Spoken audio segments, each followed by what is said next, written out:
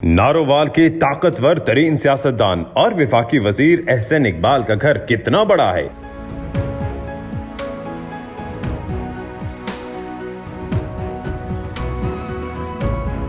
सियासत में आने के बाद क्या असासे बढ़े, देखते हैं एहसन इकबाल का लाइफ स्टाइल।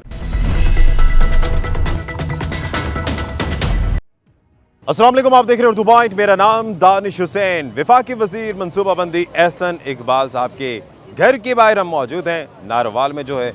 आज हम प्रोफेसर साहब से आपकी मुलाकात करवाएंगे। सियासत में कैसे कदम रखा, कितना लग्जरी घर है, कैसा लाइफ स्टाइल है, क्या क्या मसरूफियात रहती हैं, और खुली कचहरी बड़ी मशहूर है, वो भी दिखाएंगे। तो चलते हैं, आपकी मुलाकात करवाते हैं वफाकी वजीर एहसन इकबाल चौधरी साहब से।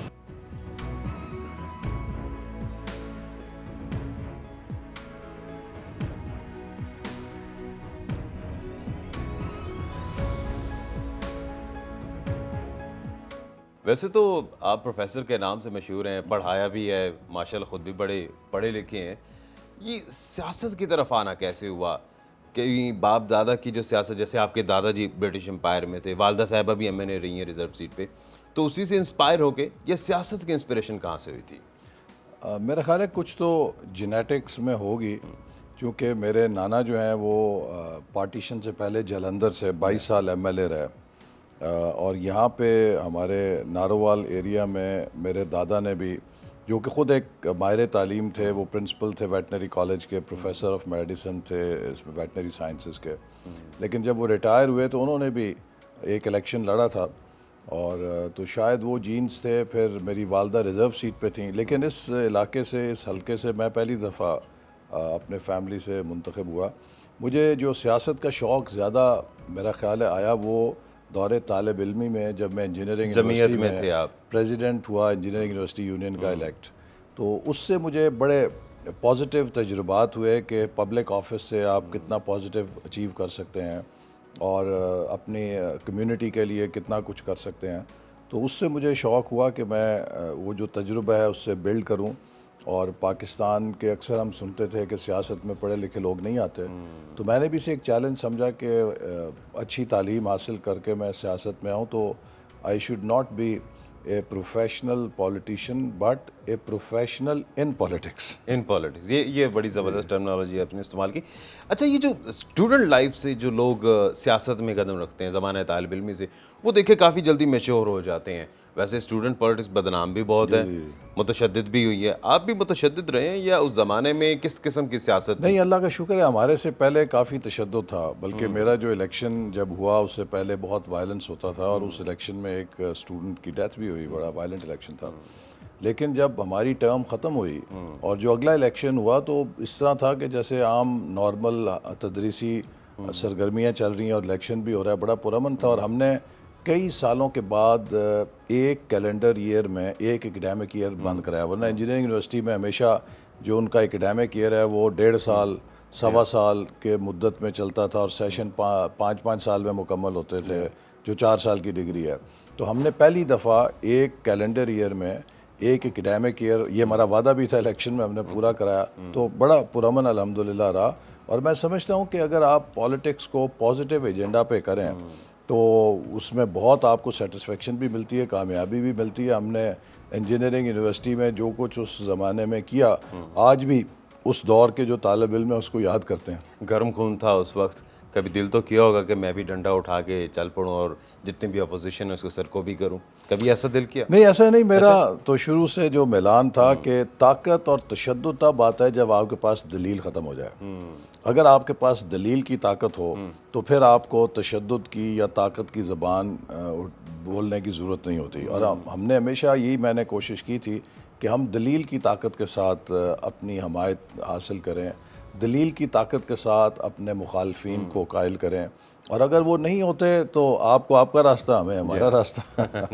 अच्छा, जमीयत में क्योंकि आप थे तब, तो जमात इस्लामी को ज्वाइन क्यों नहीं किया? वैसे बहुत सारे, जावेद हाशमी साहब और भी बहुत से ऐसे बड़े बड़े नाम हैं जो किसी दूसरी जमात से, या उस वक्त स्टूडेंट पॉलिटिक्स में मैं ख़ास जमीयत ज़्यादा ताकतवर होती थी, उसके बाद व्हाई यू चूजन पीएमएलएन? देखिए ये जमीयत बड़ा क्यों नहीं? मैं समझता हूँ कि जमात इस्लामी के लिए अलमिया है कि इस्लामी जमीयत तलबा जो एक बहुत ब्रॉड बेस्ड फोरम थी और उस वक्त शायद राइट विंग सियासी नज़रियात की स्टूडेंट्स के अंदर वाहिद नुमाइंदा जमात थी जो कि बहुत मौसर थी और बहुत ब्रॉड बेस्ड थी।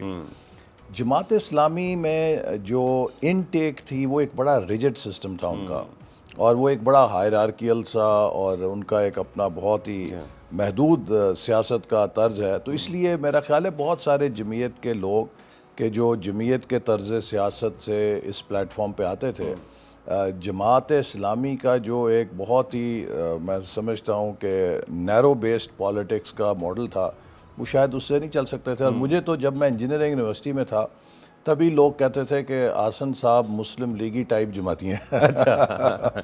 तो मेरे लिए वो हमेशा मुस्लिम लीग एक ज़्यादा सियासी तौर पे करीब थी। शायद उसकी वजह ये थी कि मुझे अपनी सियासी तरबियत में मेरे मामू मुस्लिम लीग के साथ बहुत सरगर्म थे। वो खान अब्दुल कयूम खान की मुस्लिम लीग के मरकज़ी सेक्रेटरी जनरल भी रहे। तो दौरे तालिब इल्मी में मैं उनके साथ बड़ी जलसों में और तहरीक में, और वो जो तहरीक पाकिस्तान के बड़े बड़े नाम थे जिनमें खान अब्दुल कयूम खान थे, काजी ईसा साहब थे जो चीफ जस्टिस हैं इनके वाले, तो इन सब को देखने का मौका मिला, इनके साथ वक्त गुजारा और इनकी सियासत देखी। तो शायद वो एक मुस्लिम लीग की तरफ कुदरती मैलान था। अच्छा। फिर जब मैं अमेरिका से पढ़ कर आया तो नवाज़ शरीफ साहब ने मुझे दावत दी, 1988 का इलेक्शन होने वाला था कि आप मेरे साथ शामिल हों, हमारी इलेक्शन टीम का हिस्सा बने। तो मैंने उसे अच्छा मौका समझा कि अगर मैंने सियासत में आना ही है, और मुस्लिम लीग पाकिस्तान की मदर पार्टी है, फिर नवाज़ शरीफ साहब का एक बड़ा प्रोग्रेसिव डेवलपमेंट एजेंडा था, तो मुझे इसी जमात को शामिल होकर अपना करियर बनाना चाहिए। 88 के इलेक्शन का जिक्र किया, उसमें जीत गए, बाद में भी जीतते रहे। मुशर्रफ दौर में 2002 में आप हार गए, लेकिन हिम्मत नहीं आ रही। क्या नज़र आ रहा था सामने मुशर्रफ? देखिए 2002 में तो बहुत क्लियर था। मैं उस वक्त चंद एक वॉइसेस में था। 1999 के बाद जावेद हाशमी साहब थे, मैं था, बाकी काफ़ी लोग हमारे जेलों में जा चुके थे या कुछ नज़रबंद थे। तो उस वक्त कुछ अरसा तो ये था कि हम एक दो लोग ही थे जो खड़े थे मैदान में। और 2002 से पहले बहुत वाज़े पैगाम आते थे कि आप काफ लीग ज्वाइन कर लें वरना हम आपको जीतने नहीं देंगे। अच्छा। तो इत्तेफाक ऐसा है कि हमारे यहाँ पे एक मुकामी उम्मीदवार थे उस वक्त जो जनरल मुशर्रफ के बहुत करीब थे। तो इलेक्शन से चंद दिन पहले उन्हें जनरल मुशर्रफ का फ़ोन आया कि आपका इलेक्शन कैसा जा रहा है। कहा मेरा इलेक्शन ठीक जा रहा है। तो उन्होंने कहा कि आपके ज़िले में वो आसन इकबाल आ रहा है कि नहीं आ रहा। तो वो अपनी बेसाख्तगी में उन्हें कह बैठे कि वो जीत रहा है। अच्छा। तो वो जनरल मुशर्रफ साहब ने उसी वक्त वो ये होते थे डीजी रेंजर्स जनरल मैदी एक, तो उनको फ़ोन उठाया। उन्होंने कहा भी नारोवाल जाओ और उस इलेक्शन को ठीक करो। अच्छा। तो अगले दिन वो डीजी रेंजर साहब यहाँ पर आ गए। अच्छा। उन्होंने सारी इंतज़ामिया बुलाई, काफ लीग को इकट्ठा किया और उन्होंने कहा जी कि आपने ये इलेक्शन हर कीमत पे जीत के देना है। तो फिर इलेक्शन डे पे कोई 25-30 से ज़्यादा पोलिंग स्टेशंस को उन्होंने ब्रेक किया, जहाँ पे जत्थे गए, उन्होंने बैलेट्स को कापियाँ छीनी स्टाफ से, हज़ार मोहरें लगाई और स्टफ़ किया। और वो इतनी ब्लेटेंटली किया कि जो प्रिजाइडिंग ऑफिसर है वो रिपोर्ट लिखने पे मजबूर हो गया कि वाइड स्प्रेड रिगिंग हुई है और इस नतीजे को रोका जाए। अच्छा। 2002 में आपको याद होगा कि ज़फ़रुल्लाह जमाली साहब को एक वोट से तायद का वोट मिला था अक्सरियत से, सिर्फ एक वोट की उन्हें अक्सरियत थी। तो वो तारिक अजीज़ साहब उस वक्त जस्टिस इरशाद हसन साहब चीफ इलेक्शन कमिश्नर थे। पाकिस्तान की धांधली जितनी इरशाद हसन साहब के दौर में हुई है इलेक्शन में शायद कभी नहीं हुई हो। तो उन्होंने उन्हें कहा कि जी वो हमारे तो रिपोर्ट आई है नीचे से, हम मजबूर हैं। अच्छा। आप हाई कोर्ट में रेट कर दें, हम वहाँ अपोज नहीं करेंगे। तो यहाँ पे हाई कोर्ट में इफ्तिखार चौधरी साहब थे, ये इनके जो फवाद चौधरी साहब के चचा जी, वो चीफ जस्टिस थे। उन्होंने अपने चेंबर से ही प्रोविजनल ऑर्डर इशू कर दिया नोटिफिकेशन जारी करने का, बगैर किसी बेंच को बनाए। और वो 5 साल फिर वो प्रोविजनल ऑर्डर ही चलता रहा। अच्छा। वही चलता है। तो लिहाजा वो जो 2002 का एपिसोड था उस वक्त हम पे बड़ा दबाव था और मुझे कहा जाता था कि आपको क्या था, खत्म हो गई और नून होगी और आपका सियासत का कैरियर ख़त्म हो जाएगा। लेकिन आपने देखा अगर उस वक्त मैंने, और मैं ये नौजवानों को बताता हूँ कि बस औकात आपको ज़िंदगी में चॉइस मिलती है कि आपने प्रिंसिपल्स के साथ जाना है या आपने वक्ती फ़ायदे के साथ जाना है। क्या पीटीआई के साथ भी वैसे ही हो रहा है जो तब आपके नहीं, साथ होता था? पीटीआई तो देखिए उस वक्त हमारी नून लीग की नहीं थी। नून लीग ने तो बहुत कैरेक्टर बनाया है। आप अंदाज़ा कीजिए कि 2018 से 2022 के दरमियान वो कौन सा पहाड़ है जो हम पे नहीं तोड़ा गया। मैं खुद जेल काट के आया हूँ। उस सेल में हमें रखा गया जहाँ सज़ाए मौत के कैदियों को फांसी से पहले रखा जाता है। इसी तरह नवाज शरीफ साहब से शुरू हो जाए तो नीचे तक हर हमारे गली मोहल्ले के नवाज साहब तो कारकुन चले को- गए थे ना भाई। नहीं, लेकिन उससे पहले आप देखिए ना जेल कितनी अरसा वो काट के गए। काट के एक दफ़ा कोट लखपत मैं उनके मिलने गया तो मुझे हैरत हुई कि उनके जिस्म से और उनका लिबास इस तरह टपक रहा था पसीना कि जैसे अभी शावर लेकर आए हैं। लेकिन कभी उनके माथे पे हमने बाल नहीं देखा। उन्होंने बड़ी खंदा पेशानी के साथ जेल काटी। शहबाज शरीफ साहब ने जेल काटी, मरीम नवाज़ ने, हमजा शहबाज ने, शाहिद खाकान ने, राना सनाउल्लाह ने, ख्वाजा आसिफ ने, साद रफ़ीक ने, मिफ्ता इस्माइल ने। पीटीआई के लोग भी तो मैंने- जेलें काट रहे हैं। तो अब पीपल्स आप पार्टी ये ने भी काटी वो जेलें। तो आप देखिए ना हमारे 4 सालों में एक लीडर ने ना सियासत छोड़ी ना जमात छोड़ी। मैंने तो जेल के साथ गोली भी खाई 2018 में, लेकिन ना सियासत छोड़ी ना पार्टी छोड़ी। वो तो अभी एक एक दिन कोई जेल गया कोई नहीं गया, किसी का नोटिस निकला तो आधी से ज़्यादा पार्टी फारिग हो गई है। ये तो इनकलाबी पार्टी थी ना। इनकलाब लाने वाले तो ऐसे नहीं होते। इनकलाब लाने वाले तो आप देखिए कई कई साल तक जेलों को बर्दाश्त करते डटे हैं। रहते हैं ऐसे। तो वो अब मैं तो ये कहता हूँ कि जो मुहावरा था ना कि रेत का किला, अब वो मुहावरा तब्दील हो गया पीटीआई का किला कि जो चीज़ तो 24 घंटे में रेत की दीवार साबित हुई। रेत की दीवार भी शायद मजबूत होती है, उससे पहले ही गिर गए तो। अच्छा, जेल का कोई ऐसा वाकया जो याद हो और आज भी रोंगटे खड़े हो जाते हैं जब आपने असीरी का वक्त गुजारा? देखिए जेल में तो जेल जेल होती है। और मैं आपको बताऊं कि जेल की जो सबसे बड़ी अजियत होती है वो ये नहीं है कि आप किस सेल के अंदर हैं, किस चक्की में हैं। वो आप थोड़ी देर बाद कंडीशन हो जाते हैं। आप किसी को एक 5 स्टार होटल के कमरे में भी बंद करके उसे नज़र बंद कर दें और चाबी ले लें जैसे सोने के पिंजरे की कहावत है। तो 2 दिन के बाद उसको वो दीवारें काटेंगे। क्योंकि जेल की असल सज़ा ये होती है कि आपकी फ्रीडम टू मूवमेंट ख़त्म हो जाती है और आपकी वो कन्फाइनमेंट आपके लिए एक सज़ा बन जाती है। तो इसलिए उस पर तो हमने कभी ना गौर उस वक्त भी किया था। अगर आप उस पर सोचें तो फिर वो जेल काटना मुश्किल हो जाती है। और इसीलिए जब मुझे इन्होंने गिरफ़्तार किया तो अगले दिन रिमांड के लिए ले जाना था। तो जैसे मैं आपके सामने अभी बैठा हूँ तैयार हुआ तो उसी तरह मैं तैयार होके उतरा नीचे तो मेरा इन्वेस्टिगेशन ऑफिसर कहता कि सर हमने आपका रिमांड लेना, आप तो बड़ा तैयार श्यार होकर आए हैं। तो मैंने कहा भी हमारे पंजाब में कहा जाता है कि जब शरीकों के जाना हो ना तो सज बज के जाता है। सज बज के जाना है। तो इसलिए कि उन्हें कहीं कमज़ोरी ना लगे किसी बात की। आज तो आप किसी शरीकों के पास नहीं जा रहे ना। नहीं, आज यूनिवर्सिटी जा रहे हैं। चले फिर चलते हैं यूनिवर्सिटी, चलते हैं, रास्ते में गुफ्तगू करते हैं और बहुत सारी बातें करते हैं।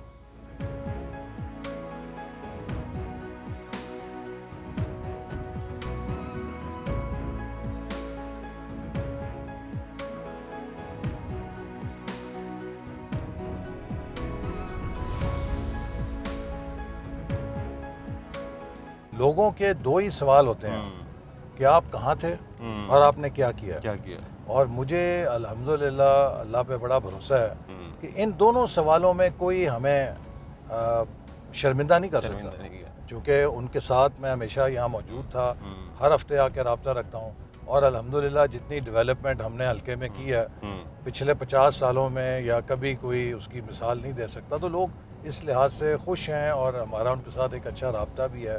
और मैंने तो जब इमरान खान साहब बड़ी धमकियां लगा रहे थे, उन्हें कहा था कि आप खुद आके इलेक्शन लड़ें यहाँ पे, तो आपको इंशाल्लाह ताला नारोवाल के लोग आटे दाल का भाव बता देंगे। यानी कि खान साहब जो है आपके मुकाबले में अगर इलेक्शन लड़ते हैं तो आप खान साहब को हरा देंगे? इंशाल्लाह ताला उनकी जमानत जब्त कराएंगे। अच्छा, जी, इतने कॉन्फिडेंट हैं? इंशाल्लाह ताला। अच्छा, अभी वैसे तो मैं खुद भी इस चीज़ का चश्मदीद, थोड़ी सी मुखबरी मैंने भी की थी पिछले साल कि एहसन साहब बैठते हैं आते हैं, तो मुझे पता चला था कि हर वीकेंड पर आप आते हैं। जब आप मिनिस्टर नहीं थे उससे पहले भी, तो मैं तो बड़ा हैरान हुआ कि मिनिस्टर बनने के बाद भी आप मुतवातिर यहाँ पर रहते हैं। बिल्कुल। तो इस प्रैक्टिस को आपने चेंज नहीं किया? नहीं, बिल्कुल नहीं। तो देखिए ये जिम्मेदारी है ना हम पे। जब लोग हमें वोट देते हैं तो फिर हमारा फ़र्ज़ है कि हम उनका चौकीदारा करें और हम उनके करीब रहें, बजाय ये कि उन्हें अपने दफ्तरों के अब चक्कर लगवाएं कि वो बेचारा एक वोटर जो है इस्लामाबाद आएगा तो आज के दौर में 5-7 हज़ार का उसका खर्चा हो जाएगा। पेट्रोल तो आपने वैसे इतना महंगा कर दिया। एक तकलीफ़ काटूं और वीकेंड पे यहाँ पर आऊँ और यहाँ पे सब लोगों को उनके घर के पास दस्तयाब हूँ, तो लिहाजा वो लोगों के लिए सहूलत होती है। इसलिए मेरे अगर आप कभी इस्लामाबाद दफ्तर में आएँ तो आपको इक्का दुक्का कोई हल्के का बंदा नज़र आएगा, वो वही है जो पिंडी में मुकीम है, क्योंकि यहाँ से किसी को जाने की ज़रूरत ही नहीं है इस्लामाबाद, उनको मैं यहाँ पे ही अवेलेबल होता हूँ। दस्तरस में हैं आप। अच्छा, ये डेवलपमेंट की बात की, अभी हम देख भी रहे हैं, अभी हम यूटी गालिबन जा भी रहे हैं, जो आप यहाँ पर है, आप खुद भी वहाँ से पढ़े, तो जाहिर है वाबस्तगी है। ये डेवलपमेंट का ताना क्यों दिया जाता है PMLN को, सड़कें बनाती है और कुछ नहीं करती, क्या राय है इस पर? नहीं, मैं समझता हूँ कि पाकिस्तान में अगर आप पिछले 50 सालों में कोई भी डेवलपमेंट बड़ा प्रोजेक्ट है, सड़क ही नहीं, चाहे उसका ताल्लुक इंफ्रास्ट्रक्चर से है, उसका ताल्लुक एनर्जी से है, उसका ताल्लुक ह्यूमन रिसोर्स से है, उसका ताल्लुक टेक्नोलॉजी से है, उसका ताल्लुक इकनॉमिक पॉलिसी से है, जो भी कोई पाकिस्तान में बड़ा इकनॉमिक प्रोजेक्ट या इनिशिएटिव है उस पर आपको PMLN की और नवाज शरीफ साहब की मोहर नज़र आएगी। देखिए, एक विजन होना चाहिए ना आपके पास कोई प्लान होना चाहिए। और पाकिस्तान की आज जो इकॉनमी है, इसमें से आप अगर PMLN दौर के मंसूबे निकाल लें तो हम कम अज़ कम मेरा ख्याल है 100 साल पीछे चले जाएंगे। मुल्क में अंधेरा होगा, मुल्क में सफ़र करने का कोई रास्ता नहीं होगा, मुल्क के एयरपोर्ट ख़त्म हो जाएंगे, मुल्क की जामियात ख़त्म हो जाएंगी। जैसे ही हम लाहौर से नारोवाल आते हैं, कुछ एक ऐसा रोड है, मुझे गालिबन रोड का नाम याद नहीं आ रहा, वो थोड़ा सा खैराम भी है, ओवरऑल बड़ा अच्छा माशाल्लाह बनाया हुआ है। ये सारी चीज़ें आपकी दौर इक़्तिदार में नारोवाल इतना डेवलप हुआ या किसी और ने भी हिस्सा डाला? नहीं, किसी ने नहीं डाला। अच्छा। पिछले 4 सालों में तो हमें सजा दी गई। अच्छा। जो हमारे कुछ नहीं अप्रूव प्रोजेक्ट्स थे वो भी कैंसिल कर दिए गए, बल्कि नारोवाल स्पोर्ट्स कॉम्प्लेक्स। जी, अरे ये आप देखेंगे रास्ते में ये आ गया नारोवाल स्पोर्ट्स कॉम्प्लेक्स, कि यहाँ पर अप्रैल 2018 में पाकिस्तानी टीम मैच खेल के गई थी और अब झाड़ियाँ, उसके बाद सिर्फ 4-4 फुट सरकंडे आ गए थे। तो अब हमने वो क्रिकेट स्टेडियम को दोबारा बहाल करके उसमें मैच कराया है और हज़ारों की तादाद में लोग आए, उन्होंने मैच देखा। लेकिन ये अब मंसूबा जो है तकरीबन 2.25 अरब रुपए इस पे फालतू लगेंगे इसको दोबारा बहाल करने पे। वो ये भी तो कहा जा रहा था ना कि बॉर्डर एरिया के करीब एक इंटरनेशनल लेवल का। अब आप मुझे बताएं कि इससे आप ज़रा पैमाइश करें, बॉर्डर की कम से कम 14 किलोमीटर है। अच्छा। लाहौर का जो डिफेंस सोसाइटी का आखिरी सेक्टर है वो तकरीबन बॉर्डर पे पहुंच गया, उससे ये ज़्यादा दूर है। तो इसका मतलब है ये ऐसी फजूल बातें हैं सारी। अच्छा, एहसन साहब 2018 में जिस तरह से आप पर कातिलाना हमला हुआ, अभी घर में भी डिस्कस कर रहे थे, उसके बाद कोई ख़ास सिक्योरिटी को बढ़ाया नहीं है आपने, वफाकी वज़ीर है। देखिए, जो मुझ पर हमला हुआ उसकी वजह ये नहीं थी कि खुदा खास्ता मेरे कोई दुश्मनी है या मैंने कोई ऐसे जराइम किए जिससे मुझे खौफ हो कि कोई मेरी जान लेगा। वो जो वाक़या है वो इस बात की निशानी है कि हमारे मुआशरे में कुछ लोगों ने जो नफ़रत भरी है नौजवानों के ज़हनों में, तो उसके साथ उन्होंने इंतहा पसंदी का रवैया अपनाया और वो गोली मेरे आज भी जिस्म में है और मुझे ये याद दिलाती है कि हमने मुआशरे से इंतहा पसंदी को ख़त्म करने के लिए एक किरदार अदा करना है। तो उससे हट के तो कोई ऐसी दुश्मनी नहीं, ना मैंने कभी ऐसी सियासत की है जो थाने कचहरी की हो, तो कोई ऐसा खौफ नहीं है। बाकी एक दिन मुतय्यन है, देखिए उस दिन मारने वाले ने तो कोई कसर नहीं छोड़ी थी, लेकिन अल्लाह ताला ने ज़िंदगी लिखी थी तो निकल गए। और जिस वक्त ज़िंदगी की मोहलत ख़त्म हो तो आपको किसी की गोली की ज़रूरत नहीं है, आपका दिल बंद हो जाता है, उधर ही आप गिर जाते हैं। खौफ हुआ था? नहीं, अल्हम्दुलिल्लाह कोई नहीं। अच्छा। अगर आपका अल्लाह पे फेथ है और आपको ये यकीन है कि ज़िंदगी मौत अल्लाह के इख्तियार में है, तो आप कभी किसी से खौफज़दा नहीं हुए थे। चलें जी, हम UET पहुँच गए और यहाँ पर क्या एक्टिविटी क्या है आज? जी, आज यहाँ इंजीनियरिंग यूनिवर्सिटी में हमारे 3 बड़े प्रोजेक्ट्स हैं। एक इनोवेशन सेंटर है जो पाकिस्तान का सबसे बड़ा पहला डेडिकेटेड इनोवेशन सेंटर है। फिर इसी तरह इनका एक ऑडिटोरियम है जो बहुत बड़ा, शायद किसी भी इंजीनियरिंग यूनिवर्सिटी के लिए एक बहुत अच्छा बड़ा ऑडिटोरियम है। फिर जामे मस्जिद है। ये 3 प्रोजेक्ट्स हैं। आप वो देख रहे हैं, ये इनोवेशन सेंटर की बिल्डिंग कितनी खूबसूरत है। ये आपकी गवर्नमेंट जाने के बाद भी चलते रहेंगे? जी इंशाल्लाह बिल्कुल चलेंगे सारे।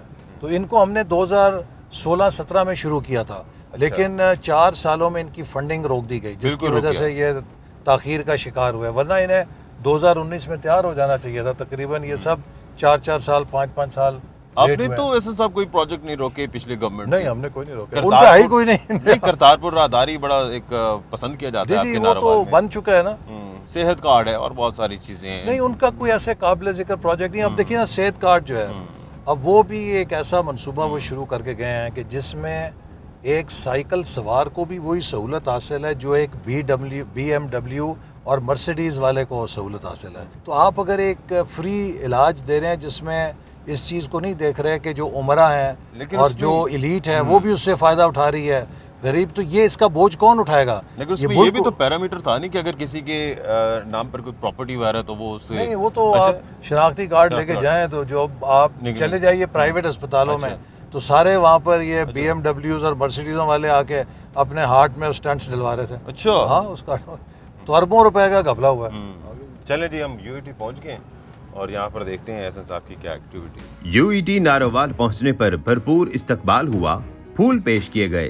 3 मुख्तलिफ मंसूबों का यूईटी में इफ्तिताह किया, एक प्राइवेट यूनिवर्सिटी में तकरीब से खिताब भी किया और वापस घर से मुल्हिका डेरे पर आकर खुली कचहरी में हल्के के लोगों के मसाइल सुने। हल्के के लोगों के लिए ठंडे शरबत का भी इंतजाम था। खवातीन वोटर्स के मसाइल अलहदा सुने, कई लोगों के मसाइल के हल के लिए फौरी हिदायत दी। माशाल्लाह एहसन साहब, बड़ी खुली कचहरी लगाई हुई है, रौनक लगाई हुई है। क्या ये ऑफर सिर्फ हल्के वालों के लिए है या पूरे नारोवाल के लिए? नहीं, बुनियादी तौर पे तो हल्के के लिए, लेकिन पूरे नारोवाल ज़िले से भी जो लोग आते हैं तो उनको मैं हैंडल कर रहा हूँ, तो नारोवाल के लिए है। अच्छा, हर खास आवाम के लिए दरवाजे आपके खुले हैं? किसी को कोई सिफारिश की जरूरत नहीं है। आपने देखा है जितने लोग आए जी हाँ। हैं वो किसी रेफरेंस के बगैर आए हैं। मैं समझता हूँ कि जो भी आपके पास है वो अल्लाह ताला का मेहमान होता है और अल्लाह ताला हर किसी को हर किसी के दरवाजे पे या घर पे नहीं लेके जाता। तो ये अल्लाह ताला की तरफ से लोग आते हैं, तो हमारा फ़र्ज़ है जो हम बेस्ट उनको सर्व कर सकते हैं। अभी तो सिटिंग मिनिस्टर हैं, काम बहुत से निकल जाते होंगे। जब अपोजिशन में थे तब भी ऐसी रौनक लगी रहती थी, काम हो इतनी जाते थे रौनक लोगों नहीं होती थी, कम होती थी, लेकिन अल्लाह का शुक्र है कि जब हम अपोजिशन में थे मैंने ये देखा है कि वो अफसर जो है ना अपोजिशन में हमारी ज़्यादा इज्जत करते थे। की? अच्छा, चलें, ये तो बड़ी अच्छी बात है। तो ये जो मुखालफों पे पर्चे होते हैं, अगर इसके लिए कोई आता है तो करवा देते हैं आसानी से? नहीं, मैं 30 साल हो गए हैं, आप किसी से पूछ लें, मेरे किसी मुखालिफ से भी पूछ लें, मैंने 30 साल में चंद चीज़ों की मैं कसम दे सकता हूँ, ना किसी मुखालिफ पे पर्चा कराया, ना कभी किसी थाने में मुहर्रर लगवाया है, अच्छा ना कभी किसी पटवारी का तबादला कराया है, ना तकर्री कराई है। अच्छा। तो इन चीज़ों से सियासत मुबर्रा रही है, एक शराफत की सियासत रही है। अलबत्ता अगर किसी गरीब के साथ कोई जुल्म करे, ज़्यादती करे, तो उसको तहफ़्फ़ुज़ देना हमारा फ़र्ज़ है। बाकी मेरी सियासत का बुनियादी महवर इलाके की तरक्की है और तालीमी तरक्की है, इंफ्रास्ट्रक्चर की डेवलपमेंट है। तो एक डेवलपमेंट ओरिएंटेड पॉलिटिक्स की है और अल्लाह का शुक्र है कि उसका नतीजा भी लोगों ने पिछले इलेक्शन में बहुत अच्छा दिया। तालीम पे बड़ा ख़ास रुझान है, जाहिर है आप मौल्लिम भी रहे हैं, तो एजुकेशन मिनिस्टर कभी नहीं बने आप दोबारा, आप उसकी क्या खास बात? आपको लगता नहीं है कि आप उसके लिए ज़्यादा फिट बैठते हैं? नहीं, एजुकेशन मिनिस्टर में रहा हूँ 2008 में 2008 कोalition में, गवर्नमेंट में, उसके बाद लेकिन उसके बाद डिवॉल्व हो के एजुकेशन जो है ना वो सूबों के पास चली गई है। गिलानी दौर में आप थे? जी, जब 2010 में 18वीं तरमीम हुई तो उसके बाद अब एजुकेशन का असल एक्शन सूबों के अंदर सूबों है। के अंदर आ तो वफाकी हुकूमत की जो वफाकी एजुकेशन मिनिस्ट्री है उसके पास कोई ज़्यादा इख्तियार नहीं है। सही, नारोवाल में पले बड़े, यहीं से आप निकले, पूरी दुनिया में आपने अपना नाम कमाया। सियासत में इतनी इज्जत मिली आपको, यकीन था, सोचा था कि इस मकाम तक जी, मैं पहुंचेंगे? समझता हूँ अल्लाह ताला का बहुत शुक्र है और मैं समझता हूँ कि अल्लाह ताला की मेहरबानी के बाद मेरी माँ की दुआएं हैं जिसने लोगों के दिलों में ये मोहब्बत पैदा की है। और लोगों के दिलों को इंसान कुछ भी कर ले, उनमें दिल नहीं जीत सकता जब तक कि अल्लाह ताला की मदद ना हो। लोगों के दिलों को अल्लाह पाक ही बदलते हैं और उनमें मोहब्बत रखते हैं। मेरा काम इतना है कि मैं खलूस के साथ, नेक नियति के साथ, सच्चाई के साथ खिदमत करूं। नतीजा अल्लाह के पास है और मुझे कभी अल्लाह ताला की ज़ात से ऐसी नाउमीदी नहीं हुई, क्योंकि अगर आपने दयानतदारी से मेहनत की हो तो उसका फल मिलता है ज़रूर। माशाल्लाह, सियासत पे काफ़ी खर्चा भी होता है, घर के अखराजात, बाकी सारी चीज़ें। सोर्स ऑफ इनकम क्या है? जी, सोर्स ऑफ इनकम हमारी तो जो थोड़ी बहुत ज़मीन है विरासत की वो है, उसमें भी बहुत हद तक अच्छा, बिक के सियासत को फंड किया। जो मेरी विरासत थी जब मैंने सियासत शुरू की है, आज उसके मुकाबले में 60% विरासत में बेच चुका हूँ। और मैं लोगों के असासे तो बढ़ते हैं। जी, मैं नैब को जब हिरासत में था तो उन्हें चैलेंज करता था अच्छा, कि 1993 में जो मेरे असासे थे, जब मैं पहली दफ़ा MNA बना हूँ, अगर उसके मुकाबले में आज वो निसफ नहीं रह गए तो मैं आपका मुजरिम हूँ। तो ये 10 साल बाद तो आप जो है जी, बिल्कुल मैं और समझता कम हो हूँ कि जाएंगे। ये क्या होगा? बड़ी मुजरिमाना एक है। मैंने अपने बच्चों के साथ ज्यादती की है। कम से कम जो चीज़ मुझे विरासत में मिली थी, अगर उसमें मैं इजाफा नहीं कर सका तो उतनी तो बच्चों को आगे दे जाता। बच्चे शिकायत नहीं लेकिन करते? बस वो भी उनकी मेहरबानी है शायद। आगे सियासत में भी ले जाने के इरादा है? मेयर तो मेरे ख्याल से रहे हैं आपके बेटे। जी, वो रहे हैं। अब उनके अपने रुझान पे देखिए, सियासत जो है ना, आप किसी को फोर्स नहीं कर सकते। इसके लिए एक टेम्परामेंट चाहिए। अगर आप में लोगों के साथ डील करने का, निभा करने का टेम्परामेंट नहीं है, और फिर आपको समुंदर जितना सब्र चाहिए, और इसमें आपने अच्छी बातें बुरी बातें सब सुननी होती हैं, बर्दाश्त करना होता है। तो अगर आप में एक लोगों के साथ डीलिंग करने का मिलान नहीं है तो हर कोई नहीं कर सकता। मेरे बाकी जो भाई हैं वो कहते हैं कि हमें कोई 10 करोड़ रुपया या 1 अरब रुपया भी दे और कहे कि ये काम करो, तो हम तो नहीं कर नहीं कर सकते। अक्सरियत सियासतदानों की अपना सारा मलबा पिछली गवर्नमेंट पे डालते हैं। अब पिछली गवर्नमेंट तो नून लीग की, अब क्या करेंगे आप अगले इलेक्शन में? देखिए, हमने तो जो इस 1 साल में अचीव किया, लोग उसको फ़र्क को देख रहे हैं। पीटीआई के 4 साल के मुकाबले में वोट हमने- देंगे इस पे? जी बिल्कुल देंगे लोग। बहुत शुक्रिया एहसन इकबाल साहब। दानिश हुसैन को इजाज़त दीजिए। अल्लाह निगहबान।